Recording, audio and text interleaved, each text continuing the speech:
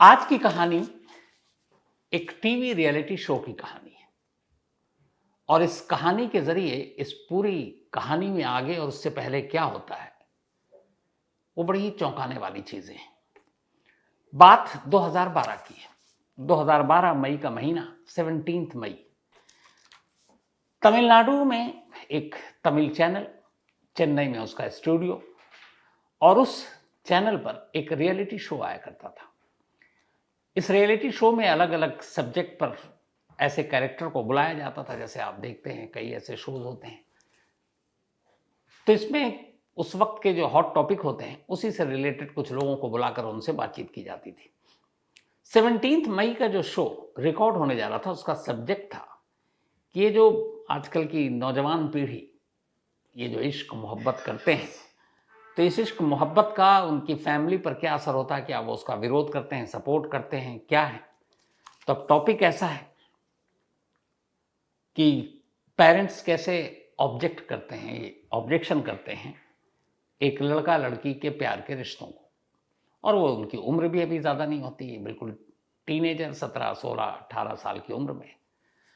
तो ऐसे कुछ कपल को जो एक दूसरे से प्यार करते थे स्टूडियो में बुलाया गया और कोशिश की गई कि उनके पेरेंट्स को भी बुलाएं, ताकि पहले इनकी जो राय है वो सुने कि लड़के क्या करें और लड़कियां क्या कह रही हैं। एक दूसरे को प्यार करते हैं, एक दूसरे के साथ रहना चाहते हैं, बट अभी वो स्टूडेंट हैं, कोई कमाई का जरिया नहीं, कुछ नहीं, क्या क्या दिक्कतें आ सकती हैं। दूसरा पेरेंट्स भी हैं जिनसे पूछा जाता है कि आप इनके प्यार के दुश्मन क्यों हो, इसकी वजह क्या है। तो 17 मई को ये शो रिकॉर्ड हो रहा था और इस शो में उस दिन एक लड़की को बुलाया गया जिसकी उम्र 17 साल थी। इस लड़की का नाम था भार्गवी। भार्गवी तमिलनाडु के विल्लुपुरम इलाके की रहने वाली थी। भार्गवी के साथ उसके एक बॉयफ्रेंड को ही बुलाया गया। अब भार्गवी की कहानी ये थी कि जब वो विल्लुपुरम अपने घर पर रहा करती थी तो उसको अपने उसी इलाके के एक लड़के से प्यार हो जाता है और उस लड़के के साथ वो काफी वक्त गुजारा करती थी। नाम था लड़के का सतीश। तो सतीश और भार्गवी प्यार करते थे, घर वालों को पता चला। तो एक टीवी रियलिटी शो पे ये धीरे धीरे खुल रहा है कि कैसे 4 साल पहले 3 कत्ल होते हैं और तीनों की लाशें एक घर के आंगन में दफन है। कोको एफएम के ऑडियो लर्निंग प्लेटफॉर्म पर ऐसी एक कहानी है, धोखा एक मर्डर मिस्ट्री। इस कहानी की खासियत है कि इसमें कई सवाल हैं कातिल को लेकर। कातिल सामने भी और सामने है भी नहीं, कातिल छुपा हुआ है और छुपा हुआ है भी नहीं। तो बहुत ही इंटरेस्टिंग स्टोरी है ये कोको एफएम के ऑडियो लर्निंग प्लेटफॉर्म पर, धोखा एक मर्डर मिस्ट्री। कोको एफएम एक बेहद तेजी से बढ़ता हुआ ऑडियो लर्निंग ऐप है और लाखों लोग इसको सुन रहे हैं और इससे कुछ ना कुछ नया सीख रहे हैं, आगे बढ़ रहे हैं। अगर आपने अब तक कोको एफएम की ऑडियो बुक नहीं सुनी है तो अब आपके लिए कोको एफएम ने 7 दिन का फ्री ट्रायल शुरू किया है। इन 7 दिनों के दौरान आप पूरे प्लेटफॉर्म पर कोई भी शो सुन सकते हैं, जिसमें 5000 शो शामिल हैं, बल्कि 5000 से ज्यादा हैं, बिल्कुल मुफ्त। ऑफर बहुत तगड़ी है, तो अपने दोस्तों को और फैमिली मेंबर्स को भी ये जरूर बताना। भार्गवी के जो पिता हैं उनका नाम है मुरुगन। मुरुगन को इन दोनों का रिश्ता पसंद नहीं आया और उसके बाद उन्होंने बेटी से अपने नाराजगी जताई और कहा कि अभी तुम्हारी उम्र कम है, पढ़ाई लिखाई पे ध्यान दो। और आइंदा उस लड़के के साथ देखा तो डांटा डपटा भी और फिर ये कहकर इन दोनों को अलग करने की कोशिश की। तो अब इस शो में भार्गवी को बुलाया गया, उसके बॉयफ्रेंड सतीश को बुलाया गया और साथ में उनके पेरेंट्स की क्या राय है, क्या ओपिनियन है, उसके लिए भार्गवी के माँ और बाप दोनों को बुलाया गया और दोनों खुशी खुशी आ भी गए। उनमें भार्गवी के जो फादर थे मुरुगन और उसकी माँ राजेश्वरी। अब शो शुरू होता है। शो के बीच में बातचीत चलती है, कैसे पहले शुरू में जो बिल्डअप होता है एक शो, आप दोनों कैसे मिले, कब इश्क हुआ, कैसे पता इश्क है, फ्यूचर क्या है, आपकी उम्र कम है, आप एक 17 की हो, एक 18-19 का है, कोई जॉब नहीं, नौकरी नहीं, फ्यूचर आगे में क्या होगा, ये चलता रहा। और फिर दूसरी तरफ पेरेंट्स से कि आपकी उन्हीं कपल से कि आपके पेरेंट्स की इसमें क्या मतलब रवैया रहता है। तो बता रहे हैं कि पेरेंट्स ऑब्जेक्शन करते हैं, डांटते हैं, डपटते हैं, धमकी देते हैं। अब पेरेंट्स से बात शुरू हुई तो पेरेंट्स भी अपनी तरफ से अपना पक्ष रख रहे हैं कि उम्र पढ़ाई लिखाई की है, अभी इनकी नासमझ है, कच्ची उम्र है, इसमें ये क्या जाने, दुनियादारी, प्यार, मोहब्बत, इश्क ये सब वक्त का बुलबुला है, फिर उतर जाता है, फिर समझ में आता है, तो तब तक देर चुकी होती है। ये सारी चीज़ें चल रही थी। अच्छा, सतीश और भार्गवी, ये दोनों का इश्क बहुत ज़ोर से चल रहा था। तो जब बाद में ऐसा हुआ कि उसके पिता ने उसके समझाने के बावजूद भार्गवी ने सतीश को नहीं छोड़ा, तो वो अपने पेरेंट्स का घर उसने छोड़ दिया और वो अपने माँ बाप से अलग रहने लगी। तो अब अलग रह रही थी और शो में बुलाया गया, पेरेंट्स भी आए। तो लास्ट में जो शो का होस्ट था, एंकर, उसने फिर समझाया, बीच में दखल, जब दोनों तरफ से फिर बहस शुरू हो गई, तो उसने कहा कि ऐसा नहीं होता, आपके ये माँ बाप हैं, आपके अच्छे के लिए कह रहे हैं, अभी आपकी उम्र कम है, पहले पढ़ाई लिखाई करियर पर ध्यान दो। फिर दोनों के बीच में समझौता कराने की कोशिश की होस्ट ने, और इसी कोशिश के दौरान एंकर कहता है कि भार्गवी, ये बेहतर होगा कि आप अपने माँ बाप के पास वापस चली जाओ, क्योंकि आपके माँ बाप आपके दुश्मन नहीं है, आपके भले के लिए कह रहे हैं, और फिर जब करियर में तुम या सतीश कुछ बन जाओ तो फिर अपनी ज़िंदगी शुरू करो। तो जब ये होस्ट कहता है, भार्गवी मना कर देती, वो बार बार कहता है, वो बार बार मना करती है। तो उसके बार बार कहने से कहती है, मैं किसी भी कीमत पे चाहे मर जाऊं, अपने फादर के घर नहीं जाऊंगी। अब जब वो जिद पर थी, तो फिर होस्ट ने उससे पूछा कि आखिर तुम इतनी ज़्यादा क्यों सख्त हो कि तुम बार बार मना कर रही हो कि अपने फादर के घर नहीं जाऊंगी। जब उसने उसको बहुत ज़्यादा कुरेदना शुरू किया, तो अचानक भार्गवी से मुंह से एक लाइन निकल गई, शो रिकॉर्ड हो रहा है ऑन, बिल्कुल कैमरे पे। उसने कहा कि मैं अगर गई अपने बाप के घर, तो ये ठीक मुझे और मेरे बॉयफ्रेंड को वैसे ही मार देंगे जैसे 4 साल पहले इन्होंने 3 लोगों को मारा था। तब भी एक लड़का और लड़की प्यार करते थे, उन दोनों को मारा, और उस लड़की के बाप को भी इन्होंने मार दिया। अब पहले जब बोला तो एंकर को कुछ समझ में नहीं आया, होस्ट को। उसने कहा, तुम क्या कह रही हो? कह रही, हाँ, और ये मुझे हमेशा धमकी देते हैं कि तू सुधर जा, अगर तूने सतीश से मिलना बंद नहीं किया तो तेरे को भी वैसे ही मार दूंगा जैसे उन तीनों को मारा। तो एंकर को लगा कई बार माँ बाप धमकी देते हैं, डराते हैं, उसके लिए कहते हैं कि देख तुझे भी मार दूंगा, उसे मारा था, ये होता है। तो एंकर को लगा कि भार्गवी यूं ही कह रही है, लेकिन फिर उसने कहा कि आपको पता है आप क्या कह रहे हो? इस वक्त एक रियलिटी टीवी शो पर बैठी हो और अब आप इल्ज़ाम लगा रहे हो कि आपके बाप ने 3 कत्ल किए।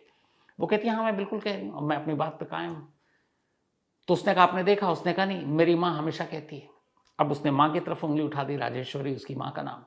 उसने कहा कि कई बार मैंने कहा कि मुझे सतीश के साथ जीने दो, शादी करने दो, बट वो पापा मानते नहीं, और जब माँ से कहती हूँ तो माँ मुझे समझाती है कि ऐसा मत कर, बाप को गुस्सा मत दिला, वरना वो वैसे ही तुझे भी मार देंगे जैसे उसने 4 साल पहले 3 लोगों को मारा था। अब लाइव शो रिकॉर्डिंग चल रही है, बल्कि लाइव नहीं था, रिकॉर्डिंग चल रही है शो का, और ये बात भार्गवी कह रही है, और उन दोनों के बारे में जो वहीं बैठे हैं, यानी उसके माँ बाप। जैसे ही उसने बोला तो राजेश्वरी ने बोला कि नहीं नहीं, मैंने जो भी कहा है, मैं लेकिन उन तीनों कत्ल की गवाह नहीं, विटनेस नहीं हूँ, मेरे सामने कत्ल नहीं हुआ है, लेकिन हाँ मुझे कई बार इन्होंने कहा तो मैंने भार्गवी से कह दिया। अब जब मुर्गन से पूछा गया तो उसने कहा कि ये पागल है, यूं ही बोल रही है, मेरे ऊपर इल्ज़ाम लगा रही है, प्यार में अंधे होकर अपने बाप के ऊपर झूठा इल्ज़ाम लगा रही है। अब ये सारी बातें जब हुई तो एंकर का थोड़ा माथा ठनका। उसे कहता है कि उसे लगा कि पता नहीं क्या बात है, कौन सी सच्चाई है, लड़की सच कह रही है या पेरेंट्स सच कह रहे हैं। तो उसने खैर पूरी बातचीत रिकॉर्ड कर ली। उसके बाद इसने इस शो को होल्ड कर लिया। इसको ऑन एयर जाना था उसके 2-4 दिन बाद ही, बट उसने इस शो को ऑन एयर नहीं किया। उसने अपनी टीम से कहा, क्रू मेंबर से, कि एक काम करो, तुम वेल्लुपुरम जाओ और ये जो लड़की जिस गांव की है उस गांव में जाओ, और उस गांव में जाकर पता करो कि क्या 4 साल पहले, ये बात 2012 की है जब ये रिकॉर्डिंग हो रही थी, तो 2008 में इस गांव से कोई ऐसे 3 लोग हैं जो गायब हैं, क्योंकि ये 3 कत्ल की बात कर रही है। अब क्रू मेंबर पहुंच गया गांव जाने के बाद उन्होंने पूछताछ शुरू की, तो बहुत बड़ा गांव था नहीं।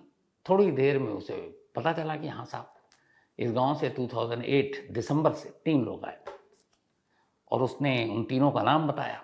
उनमें से एक का नाम था लावण्या का बॉयफ्रेंड सिलंबरसान, और लावण्या के पिता शेखर।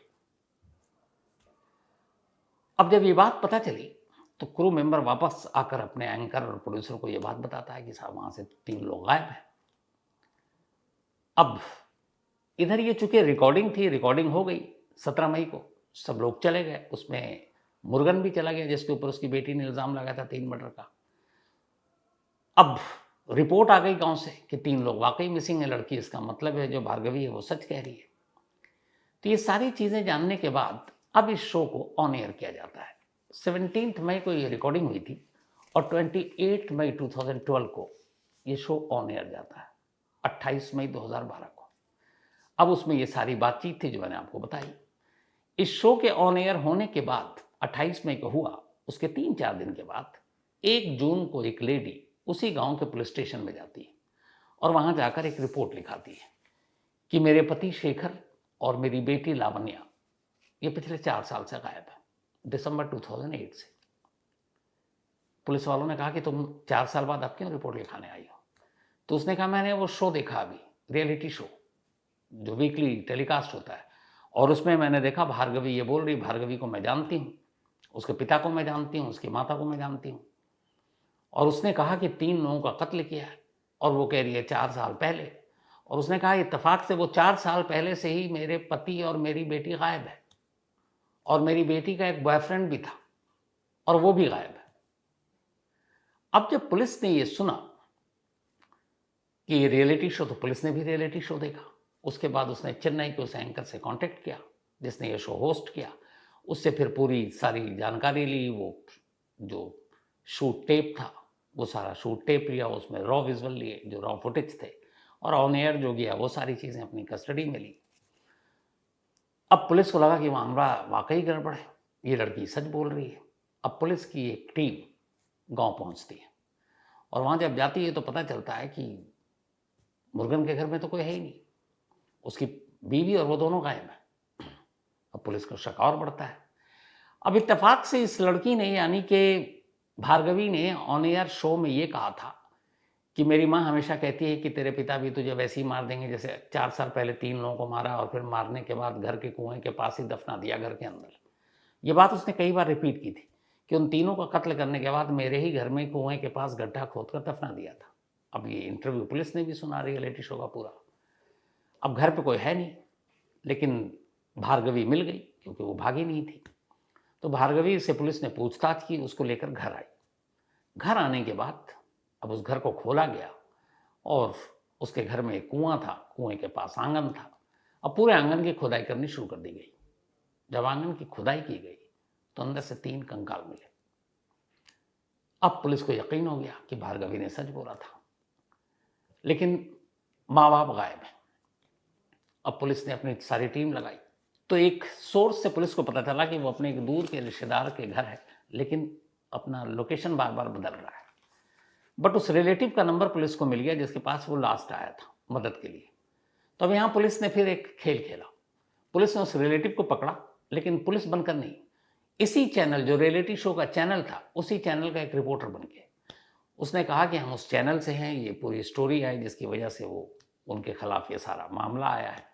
तब उनका भी हम पक्ष रखना चाहते हैं कि वो पाक साफ हैं, बेगुनाह हैं, उन्होंने कोई कत्ल नहीं किया और उसे पता नहीं कि घर से कंकाल मिल चुके हैं। तो हम उनको प्लेटफॉर्म देना चाहते हैं ताकि उनका भी पक्ष रखें, तो फिर वो कानून से बच सकते हैं। ये बात माँ बाप तक पहुँची। बाप को लगा कि ये ठीक है। बाप ने डन कर दिया, एक लोकेशन बताया, यहाँ चैनल वाले पहुँच जाए, और उस चैनल वाले के भेस में पुलिस की टीम पहुँच गई और फिर मुर्गन को गिरफ्तार कर लिया। जब मुर्गन को गिरफ्तार किया गया तो उससे पूरी पूछताछ हुई। जब पूछताछ हुई तो जो पूरी कहानी निकली वो ये कि उस स्टूडियो में जिस दिन 17 मई को ये रिकॉर्डिंग थी, जब भार्गवी ने पूरी पोल खोली, मुर्गन समझ गया था कि उसकी बीवी ने ये सब कुछ बता दिया है। उसे लगा आप फंस जाएंगे, लेकिन शो खत्म होते ही, क्योंकि तब तक वो ऑन एयर हुआ नहीं था, उसे मालूम था कि अगर ये ऑन एयर गया तो पुलिस पकड़ लेगी। वो वहाँ से अपनी वाइफ को लेकर निकला, एक बस में बैठा, बस में अपनी बीवी से झगड़ा किया। उसने कहा तुम्हारी वजह से आज बेटी ने मेरा नाम लिया, अब मैं तो जेल जाऊँगा, लेकिन मैं आज के बाद तुम्हारी शक्ल नहीं देखूंगा। और ये कहकर वो अपनी बीवी को बस में छोड़कर एक स्टॉप पर उतर गया और भाग गया। अब खैर पुलिस पकड़ चुकी थी। पुलिस को ये शक था कि ये 3 कत्ल उसने अकेले नहीं, कुछ और लोगों ने मदद की होगी। तो फैमिली के हर मेंबर से बातचीत की गई, लेकिन फिर पुलिस को जो पुख्ता सबूत मिला वो ये था कि तीनों कत्ल अकेले मुर्गन ने किए थे। क्यों किए उसकी कहानी भी उसने बताई। असल में मुर्गन एक फर्नीचर का काम था उसका, सोफा सेट स्पेशली वो बनाता था और ठीक ठाक काम होता था। तो उसी के इस फर्नीचर शॉप पे एक लड़का काम करता था जिसका नाम था सतीश, जो उसके दोस्त शेखर, बल्कि सतीश नहीं, सिलम बरसार, जो उसका एक दोस्त था शेखर, शेखर की बेटी लावण्या, तो लावण्या उस सिलम बरसार से प्यार करने लगी जो मुर्गन के फर्नीचर शॉप पे काम करता था। अब लावण्या के पिता शेखर और मुर्गन पुराने दोस्त थे। इत्तेफाक से, अब चूंकि मुर्गन एक ठीक ठाक आदमी था, फर्नीचर शॉप था, बैंक वैंक ये सब लॉकर वॉकर में चीज़ें रखता था, तो शेखर के पास कुछ गोल्ड थे। तो उसने कहा कि मैं अपनी बेटी की शादी के लिए इसको जमा करके रखता हूँ, लेकिन घर से चोरी वोरी ना हो जाए। तो उसने भरोसे में और दोस्ती में वो सारे गोल्ड दे दिए मुर्गन को कि भाई तुम रख दो, जब ज़रूरत होगी ले लेंगे।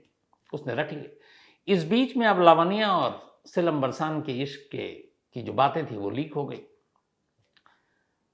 तो शेखर ने उसे एक दिन कहा मुर्गन से कि भाई वो तुम्हारे यहाँ काम करता है, तुम समझाओ सीलम बरसार को कि वो ये प्यार मोहब्बत के चक्कर में मैं न पड़े, मेरी बेटी इससे अलग हो जाए। उसने कहा ठीक है। तो उसने एक दो बार सीलम बरसार से बात की, लेकिन वो माना नहीं। इधर क्या हुआ कि अब अचानक उसे एक तो गुस्सा आया कि ये दोनों प्यार कर रहे हैं। कल को उसकी भी बेटी बड़ी हो गई थी, भार्गवी, और उसे लगा कि कल को वो भी ये कदम उठा सकती है। तो उसने कहा इन दोनों को ऐसा करने नहीं देंगे। एक रोज उसने इन दोनों को घर बुलाया, और उस दिन कोई नहीं था घर में। घर बुलाने के बाद बहुत समझाया, लेकिन सीलम माना नहीं। फिर उसने उनको बड़े प्यार से जाहिर भी नहीं होने दिया कि वो गुस्सा है। फिर उसने कहा अच्छा ठीक है खाना खाओ, और उसने खाने में जहर मिलाकर दोनों को दे दिया। दोनों की मौत हो गई। जब मौत हो गई तब उसने शेखर को फोन किया, शेखर को बुलाया अपने घर। घर पे कोई नहीं था, और बुलाने के बाद अभी उसे पता नहीं कि इन दोनों का क्या हुआ। अब वो एक तीर से दो शिकार करना चाहता था। उसने इन दोनों को इसलिए मार दिया कि कल को उसकी बेटी इस रास्ते पर न चले।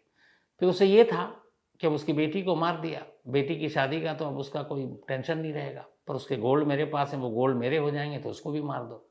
तब उसने शेखर को बुलाया, शेखर को बुलाकर खूब शराब पिलाई। जब वो एकदम नशे में आ गया तो उसे भी वही जहर वाला खाना खिला दिया। तो एक ही दिन में 3 कत्ल उसने घर के अंदर किए। इसके बाद जब 3 कत्ल कर चुका तो घर के आंगन में उसने कुएं के पास एक गड्ढा खोदा और तीनों लाशों को उसी के अंदर दफन कर दिया। सब कुछ ठीक।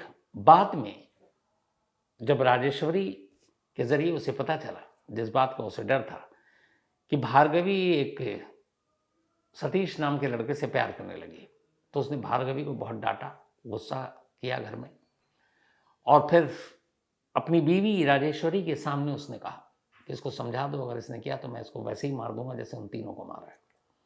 तब भार्गवी को कुछ समझ में नहीं आया था, उसे लगा डरा रहे हैं।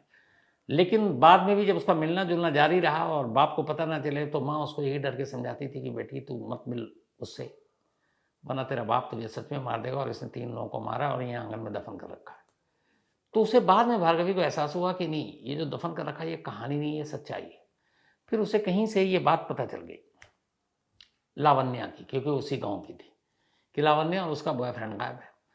लेकिन अब पुलिस ने पूछा जाकर जो शेखर है उसकी वाइफ से कि आपका पति और आपकी बेटी 4 साल से गायब है, और आपने पुलिस में इस शो को देखने के बाद 4 साल बाद आपने 1 जून को रिपोर्ट लिखाई, तो 4 साल आपने रिपोर्ट क्यों नहीं लिखाई? तो उसकी बीवी ने अपना जो बयान दिया वो और चौंकाने वाला था। उसने कहा कि असल में मुझे मालूम था कि मेरी बेटी लावण्या और सिलम बरसार ये दोनों प्यार करते हैं, और वो लड़का अच्छा, तो मेरी भी सहमति थी एक तरह से, लेकिन उसके पिता थोड़े नाराज थे शेखर। लेकिन फिर वो दोनों, मुझे लगा कि प्लान कर रहे थे कि कहीं अगर घर वालों ने मंजूरी नहीं दी तो भाग के शादी कर लेंगे। तो मुझे लास्ट में यही लगा कि वो दोनों भाग कर इन्होंने शादी कर ली है, और जब मेरे पति को पता लगा शेखर, तो वो भी चले गए और उन्हीं के साथ रह रहे हैं। इसलिए मैंने पुलिस में रिपोर्ट नहीं लिखाई। लेकिन 4 साल बाद जब ये शो देखा और इसका नाम देखा, और जब भार्गवी को कहते देखा, तो मुझे लगा ये तो वही टाइम है जब मेरी बेटी और मेरा पति गायब हुआ था और उसका बॉयफ्रेंड, इसलिए आई थी। तब गिरफ्तार होने के बाद बाकायदा 2012 में मुकदमा चला और अदालत ने मुर्गन को उम्र कैद की सज़ा सुनाई। ये वो कहानी थी जो एक टीवी रियलिटी शो के जरिए सामने आई, वो भी एक बेटी ने अपने बाप के गुनाहों की पोल खोली थी। तो आज की कहानी में इतना ही।